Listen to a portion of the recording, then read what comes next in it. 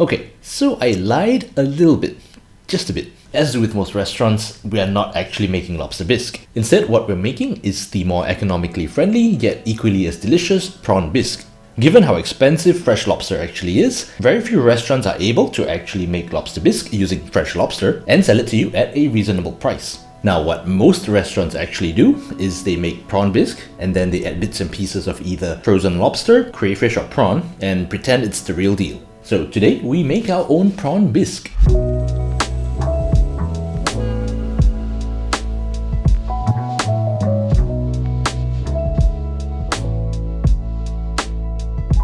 Begin by roughly chopping 1 onion, 2 carrots, the white part of a leek, and a tomato. I usually remove the white bits from the tomato because it tends to be a little bland. Place them in a bowl, season with salt and pepper and a little olive oil. Roast them in a 200-degree oven for about 15 to 20 minutes or until they look all nice and roasted. In case you're wondering, yes, I'm using an air fryer because an air fryer is basically a mini oven with much lower capacity. Don't let their marketing tell you otherwise. If you don't have an oven or are too lazy to use it, just saute them in a pan until they become translucent or get some nice color.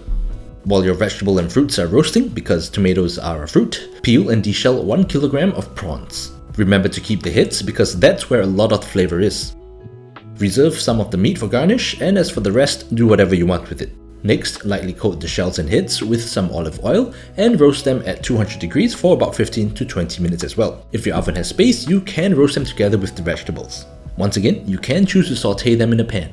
Once everything has been roasted, transfer everything to a pot, add 2 cloves of chopped garlic and about 20 grams of tomato paste. Cook the mixture off for about 1 minute over high heat and then pour in 1.5 liters of fish or prawn stock. If your roasting pan has any fond on it, which are the little bits and pieces that catch to the bottom of the pan, deglaze it with some white wine, brandy or water, and then pour the mixture into the pot as well. Bring it to a boil, reduce it to a simmer, and let it cook for about an hour or until it reduces by half. Feel free to toss in some aromatics like thyme or tarragon. Both work really well with prawn. Also, you can add a splash of brandy.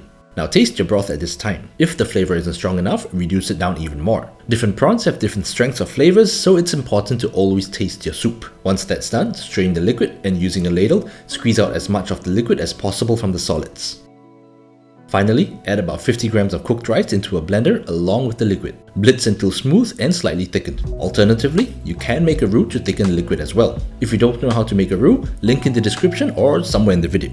If you prefer a thicker soup, just add more rice or roux. However, the more you add, the more it'll mask the flavor of the prawns. Strain it once more and pour it into a serving bowl.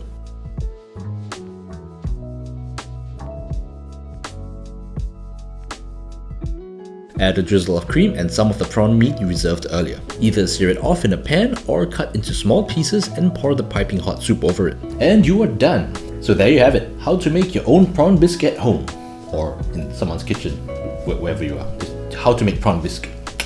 Yeah, once again, another super simple recipe that just so happens to involve a lot of sitting around and doing absolutely nothing. The amount in the video should be enough to feed a family of 4 or I guess a family of 5 if you guys are small eaters, so scale up accordingly. Or scale down if you want to make much less, but why would you do so? You can also try adding brown butter, sour cream, other kinds of seafoods or other kinds of herbs to the dish. Just go out there and experiment. It's the best way to learn. But that's all for today. If you enjoyed the video or learned something new, remember to like and subscribe and to share the video because it really helps the channel. And even if you didn't learn anything, still do it anyway. But for now, I'll say thank you so much for watching and I'll see you and whoever's watching as well in the next video.